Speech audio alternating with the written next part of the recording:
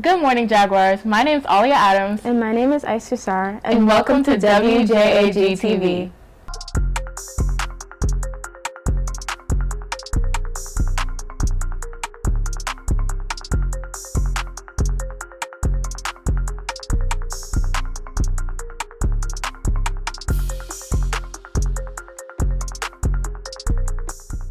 Thank you guys for all the love and support from our last episode. We hope to bring you more consistent and fun shows in the future. Definitely. Now, Freddrell Green shows us the behind-the-scenes feature of the morning announcements featuring the wonderful teachers and students behind it. The morning announcements is a daily occurrence here at Cedar Shoals High School. They use a telephone just like this, and it plays through an intercom just like that.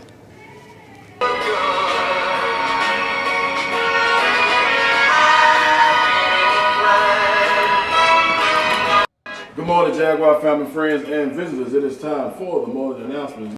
Coach Mikhail Jones restarted the morning announcements for Cedar Shoals High School last October. He saw this as a chance to develop the communication skills of students who wish to participate. Well, just wanted to give our students opportunity to inform their peers and allow them to hear their voice, and it also helps them with their communication skills as well. It kind of give them that confidence to be able to share information, public information. I first joined the morning announcements it was recommended to me by a former teacher. Her name was Michelle Patrick. She used to teach marketing, and at the time, I would usually come into her class, speak Spanish, and she spoke Spanish too. And then she mentioned to me about how they were doing the morning quotes, and they didn't have anybody that could speak Spanish. And she asked me if I wanted to do it. It'll help a lot of students here that are not bilingual and only know Spanish, so they would also understand it, so I would just interpret it for them. Yahira believes she's in a position to help students who can only speak Spanish. Because of that, she decided to take on this role with the morning announcements to help students of all customs and languages. I agreed because why not? Like, it would also help them get motivation towards the day. It's like a motivational quote. To establish a beneficial form of commentary, teamwork is a key aspect of success for Coach Jones and his team. It's really fun. He's a good person to work with. It's always something new. He's always putting new songs in the morning to get everybody hyped up. I think it brings a different perspective, and it gives her opportunity to also speak to those other students, the variety of students we have, diversity. It brings that diversity piece to the announcements. The morning announcements team ensures that every student comes to class ready to learn and ends the day with more knowledge than what they had before about Cedar Shoals. This has been Freddrell Green of WJAG-TV. The morning announcements is a lot more work than we thought. Hard work comes in all forms. Next, Sabriyu Adams highlights the Lady Jags basketball team and the work they put in throughout the season. Let's hear what they have to say. People are experiencing much change with the new season coming in. For most, it's getting used to wearing warmer clothes and remembering to turn on your heater. For this group of girls, it's getting back in the groove of playing basketball. I have been playing basketball since I was 4 years old. I used to watch my cousins a lot. They used to play in the yard. I went to their games a lot, so that made me interested in playing basketball. 8th grade, I played at Cedar Shoals, but I was playing with the 9th grade team. My brother influenced me a lot. Like, we would play together in the backyard when we were like in elementary school, and it just came to mind that I wanted to play. Playing basketball is much more than just throwing a ball into a net. It takes a lot of work, and most importantly, it takes practice.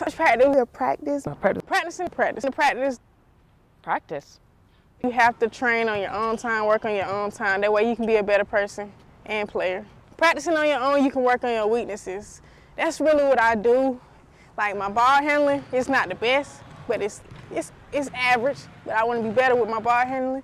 So when I'm on my own, I do ball handling drills just to get better at what I'm doing. So what exactly do they do every day? An average practice will look like, we'll start off with agility drills, we'll end up stretching, we'll probably do some running to get our bodies loosened up, start doing some ball handling drills and guards and post drills. Then we'll probably start going into plays. I think it ended practice being fun because it's like we do 3-on-2, 2-on-1, little competition drills. That's what my favorite part of practice is, the end. and I'll be about to go home. It would be almost impossible to do what these players do without a good support system. Luckily for them, they've got a team of girls and family members that have their backs. It feels good, you know. I got a whole team behind me. They're like sisters. If you ever going through anything or you just stressed out, and I just go to that orange ball and just shoot, and I feel better. It just makes me happy. It's a big role in my life. My family most definitely is a big support factor in my life, though. They come to every game, they don't miss. I'm around people that have a good environment, like it's not a toxic environment. And like playing basketball with my team that I've been with since 9th grade, like it's kind of sad that we're seniors now, but I knew it would come to this point, but like it's been fun. It's a lot of stuff that we need to work on, but once we fix those icks, we will be a great team. Like we're a great team now, but we will be a great team. You can come see for yourself how much the team's hard work has paid off at their next game.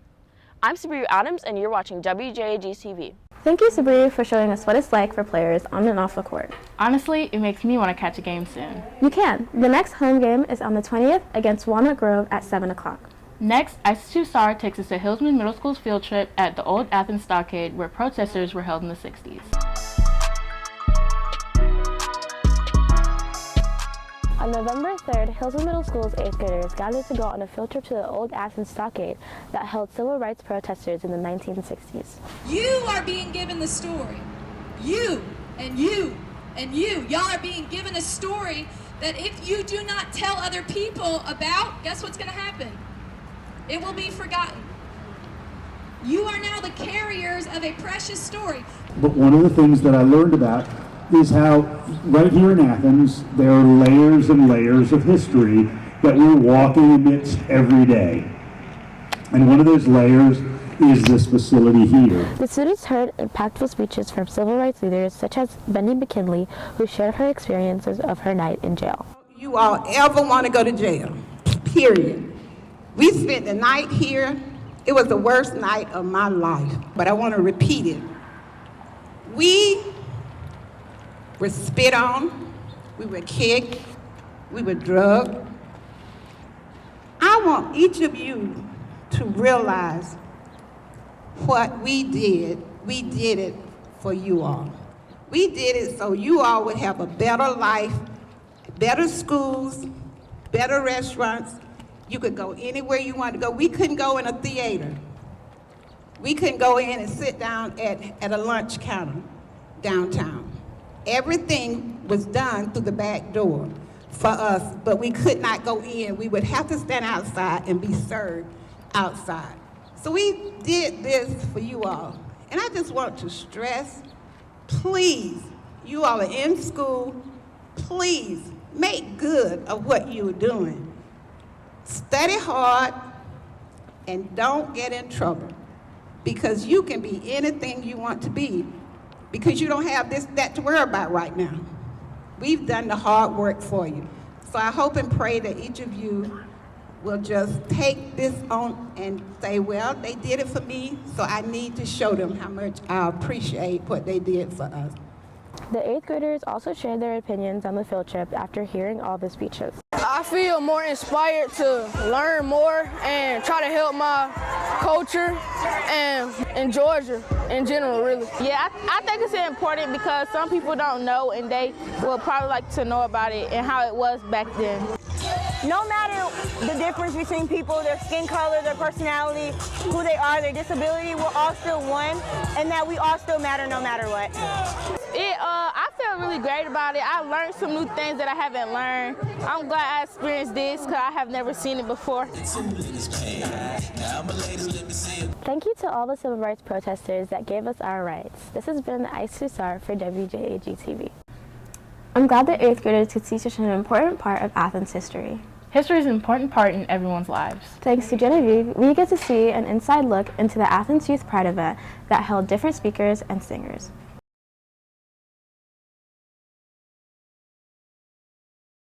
This space and spaces alike can provide comfort and support for the LGBTQ community. But how does this compare to experiences outside of events like this? It's really important to me because I feel like I'm able to like be who I am. And sometimes in like concealed places, I'm not allowed to feel what I want to feel and do what I want to do. So places like this really help me express myself. I think they're helpful for people to express themselves and find out who they really are. And it's nice for allies to show support through events like this. They show support and they help people express themselves and just feel more confident being who they are. During Pride Week last fall, Hendershot's hosted an event for the Youth Pride community and allies. Families and kids came to show their support and engage in entertaining activities. I feel comfortable sometimes. I mean, at school, sometimes I just feel like a little worrying because there's some people who do not like who I am, but I feel comfortable because I know it's who I am. I think the schools make self-expression and being who you are, like the school environment makes it really hard. But I think events like this really help a lot. I feel pretty comfortable. I mean, I don't really care what other people say most of the time, but sometimes it can be a little rude and it can be a little harsh. So I pretty much do feel accepted. The Athens Pride and Queer Collective provides a lot of information on groups and events for the LGBTQ community. Make sure to check them out if you're interested. And this has been Genevieve Bielli for WJAG-TV. That looks like a lot of fun. It's so great to see all of Athens youth life embracing Pride. This is an event that's part of an annual Pride Week if you're interested in going. That's all we have for this episode. Thank you for all the support, and make sure to subscribe to our YouTube channel. And follow the Blueprints Instagram page. I'm Aliyah Adams. And I'm Aissatou Sarr for WJAG-TV.